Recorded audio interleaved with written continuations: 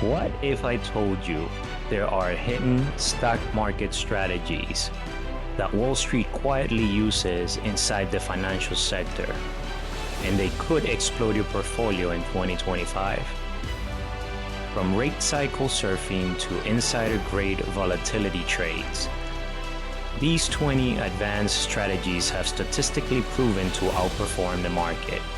Stick around, because by the end of this video, you'll know exactly how to trade banks, insurers, and fintech stocks like the pros. As always, my name is Pablo, and if you like this kind of content, don't forget to like and subscribe. Let's dive right in. At number 1, we have the bank run reversal. Picture this: a regional bank's stock plunges 30% overnight after bad headlines. Everyone panics, but its balance sheet is fine. That's when smart traders step in. Historically, financial stocks that fall more than 20% in 5 days rebound 8 to 12% within the next 2 weeks. The play here: buy when fear peaks, sell when sanity returns. It's not luck, it's mean reversion. At number 2, we have rate cycle surfing. Imagine riding a wave. The Fed starts hiking rates, and banks suddenly print money of rising net interest margins. Historically, bank stocks outperform the market by 3 to 5% during the first 6 to 12 months of rate hikes. You surf the wave up and jump off before it crashes. Watch the yield curve. It's your surf report. At number 3, we have the financial pairs trade. Two banks always moving together until one falls behind. You buy the weak one, short the strong one, and wait for balance. It's a classic seesaw. Quant traders love it. Many pair strategies have sharp ratios above 2.0. This is how hedge funds quietly make money. Win or lose, they profit from the spread. At number 4, we have the earnings volatility trap. Picture this: JP Morgan is about to report earnings. Option prices skyrocket. You sell both calls and puts. Betting volatility collapses right after the announcement. Data shows implied volatility in financial stocks drops 20 to 40% post-earnings. What you do is you pocket the premium while everyone else chases the headline. At number 5, we have the credit spread tracker.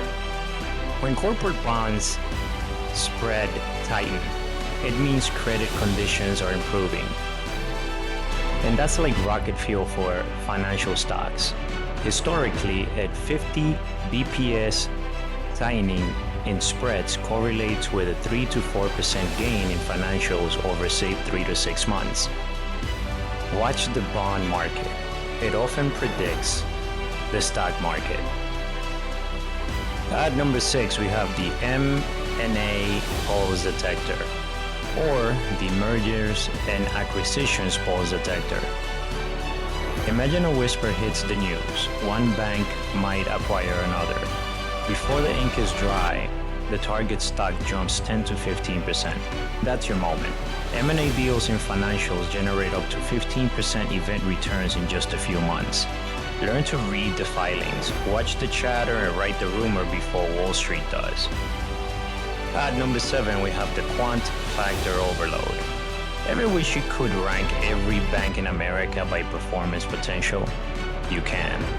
Multi-factor models, combining value, momentum, and earnings revision, have delivered 2 to 4% alpha annually for decades.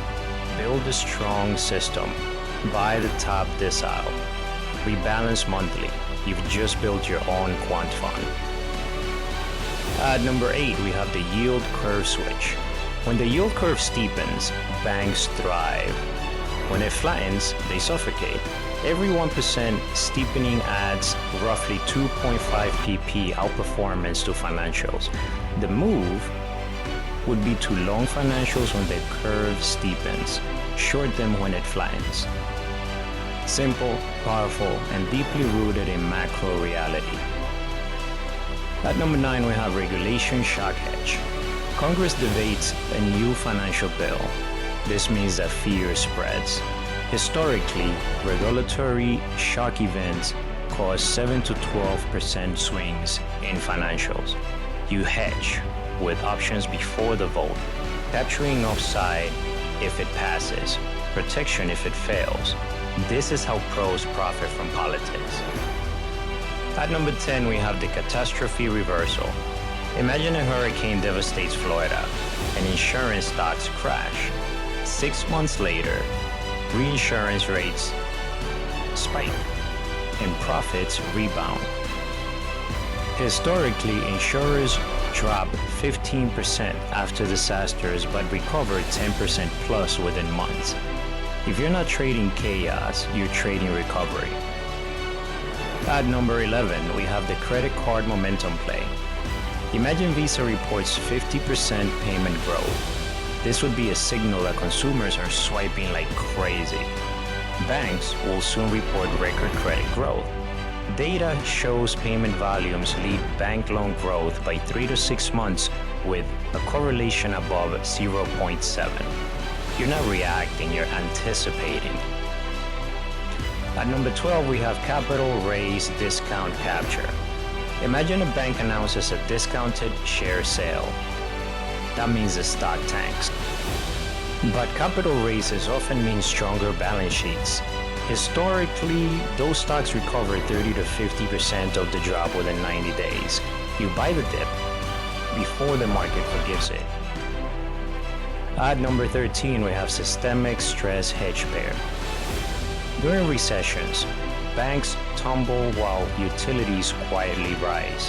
Hedge funds long utilities and short financials to ride that divergence. In past downturns, financials underperform utilities by 8 to 12%. You're not avoiding risk, you're monetizing it. At number 14, we have earnings surprise momentum. A regional bank crushes estimates and raises guidance. Studies show that earnings beaters gain 7 to 12% in the next 30 days. Momentum loves confidence, and confidence loves earnings. When the beat hits the wire, you ride the wave. At number 15, we have volatility surface arbitrage. On Wall Street, traders map implied volatility across strike prices. It's called the vol surface. When puts are overpriced versus calls, pros exploit that skew with butterfly and calendar spreads. It's niche, but incredibly profitable when volatility misprices by even a few points. It's chess, not checkers. At number 16, we have sector rotation with style tilt. Every economic cycle crowns a new king. In mid-cycle, value stocks lead. And guess which sector is pure value? Financials. Historically, value outperforms growth by 3 to 5% annually mid-cycle. So when the economy heats but isn't boiling, overweight banks and insurers, that's your moment. At number 17, we have AI-driven financial forecasting. Imagine training an AI to read rate spreads, earnings, and credit data, then tell you which bank to buy.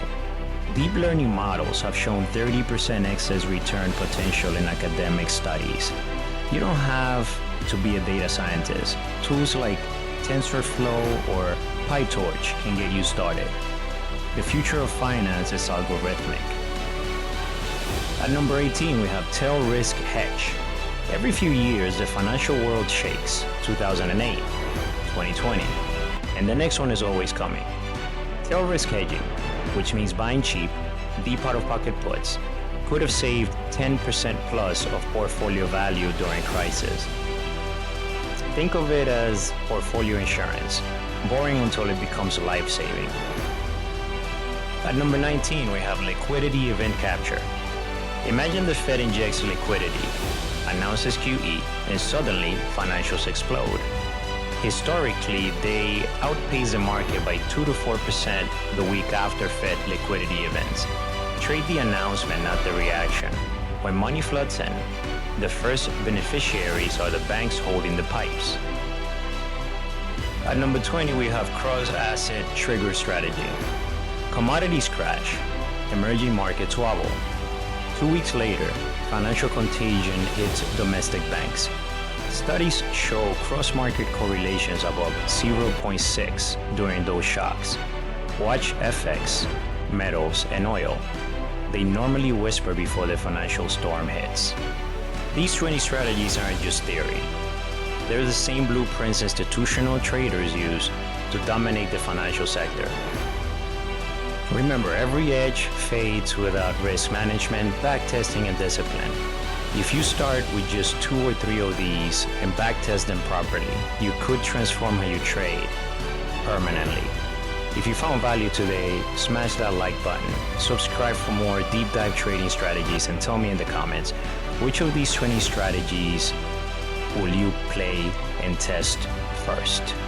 Until next time, trade smart, stay curious, and keep your emotions out of your portfolio. Thanks for watching.